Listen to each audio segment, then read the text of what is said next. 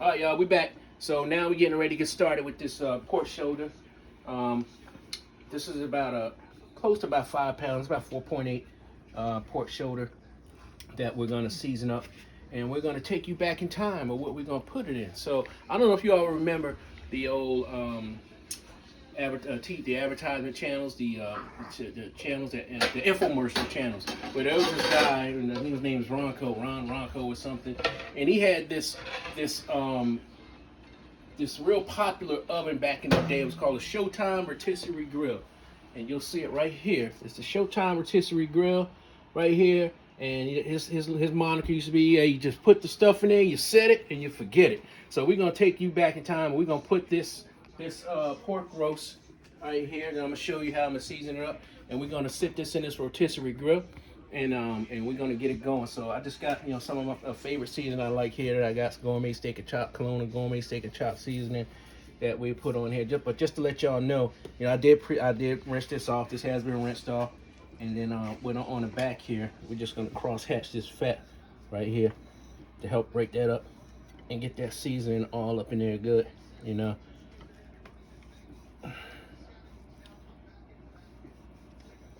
Fellas, y'all out there watching the bowl games today? Looks like this one is going on now between who's this? Arizona State. I think it's the Fiesta Bowl, and Texas is in overtime. Looks to be like a pretty good game going on here. So I hear the Sugar Bowl got canceled, due to some unfortunate incident, because some jerks down terrorists, committing senseless crimes down in New Orleans. So we're praying for all the people that lost family members due to that senseless act down there. But so just be in prayer for them families. So but yeah, so we got this. I think the Rose Bowl is next after this one. So we're gonna go ahead and get this meat seasoned up. Sprinkle. Give it. Do it generously. Make the meat happy. Go ahead and sprinkle that good. Get that seasoning all over it real good. Spread it all around. Make sure you get it all seasoned up good. I like seasoning, this pork roast up good. Again, pork is like a tradition on New Year's Day. A lot of people eat pork, throughout the world, and people that do eat pork. So, eating pork on New Year's Day is like kind of traditional. Down south they eat, the chitlings or chitterlings. They eat that, down south, and pig feet and stuff like that. And maybe not just down south. Maybe northern people eat the pig feet too, and the chitlins and everything. So we get that all seasoned up in between the meat there. Keep rotating it around, making sure you're getting it seasoned good, rubbing it down. Almost similar to how you prepare a pork shoulder, when you smoke it outside on your Traeger grill or your pit boss, if you have that. Something similar to that, but we're just getting it done on the inside here. And I'm tell you something, this is something good. I'm telling y'all, this is gonna turn out so good. You're gonna see, it's gonna be so good that you're gonna see that when I show you the video of it rotating around in that rotisserie grill. It's gonna be so good. It's gonna be so good. So I got it all seasoned up here, and so we're gonna go ahead and get the rack that comes with it. This is the little rack that comes with it that you go ahead and put your meat on there with. So you're gonna have to kind of manipulate it through the shoulder blade bone in there, so you can put it on this rack here, and you put it down onto the rack and get it on there. And if there's any loose hanging pieces, I might have to put some twine on there, to get them loose pieces. And so now this is the other piece right here that goes to it, that you put on there. Sit it down on there, and then what I do is push it down and get it centered. And I kind of try to spin it, give it a little test spin to see if anything's gonna be hanging when it's cooking. So I kind of don't like the way this is hanging right there. I want to kind of keep it tight. So I'm gonna go ahead and get some twine out of my drawer here. Give me a second. I'm gonna get some twine and out of the drawer and get this twined up.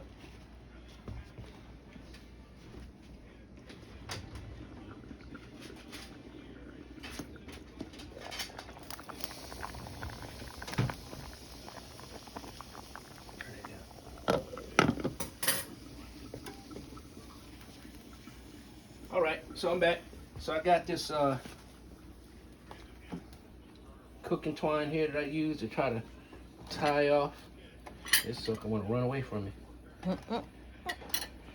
So to try to, and we're gonna tie off this meat with, so the loose parts can stay, nice and flat.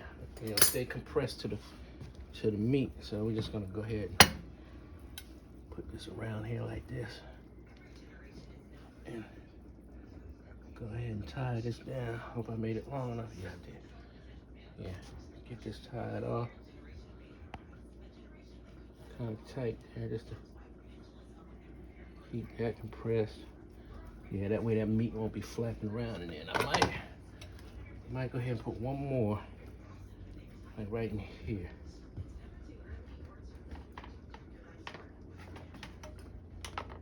It's always good to keep some cooking twine in your kitchen. You never know when you're gonna need it.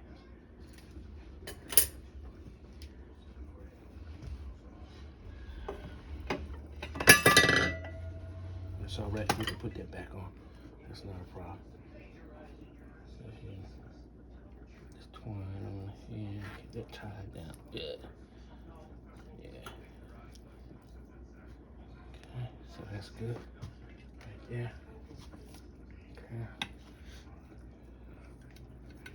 Okay. I think I might be able to make a little shift in here. I don't like the way this is sitting on here. Sometimes you gotta play around with it to get it just right, so you can get it sitting on there good. I don't like the way this is sitting on here right now. I kind of would just put it back on here this way. Get it more centered. There we go. I think I like this better. Yeah, I like the way that's sitting on there a little better. A little more secure. This thing is amazing, I'm telling y'all. I've cooked pork shoulders on here. It's like the main thing. I've cooked the pork shoulders. I've roasted whole rotisserie chickens, Cornish hens. I even put ribs on here. All kind of stuff you could put on here. So now we're just gonna take it, bring it over here, and put it inside the oven.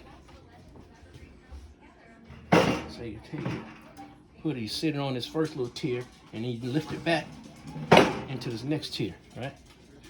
And then you just close your oven. Let me rinse my hand off when I touch these knobs.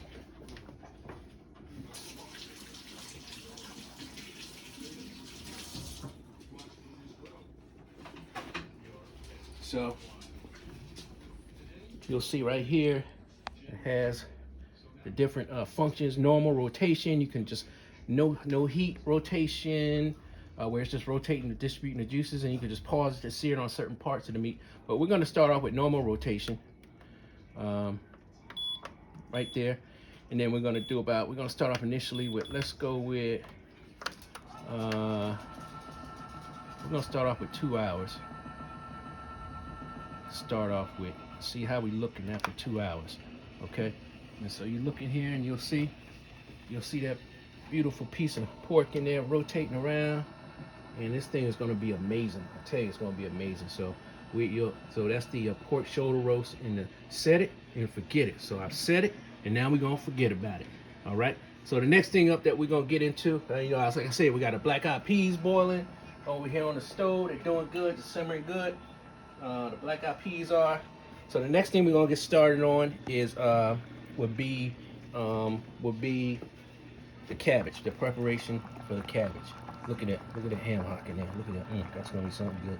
So yeah, so we gotta get the onions in there. It's a couple more seasons put in there, and then we'll get back to them black eyed peas. But next up, it's gonna be the cabbage. And so yep, look at that setup. Forget it. That thing looks beautiful in there. I'm telling you, that looks good. That looks so good. So yep, so just like I said, I've set it, I forget it, check back, check on it every now and then. But about 2 hours, maybe additional 2.5 hours, it should be ready. But like I said, next up is the cabbage. So peace out, y'all. Like, subscribe,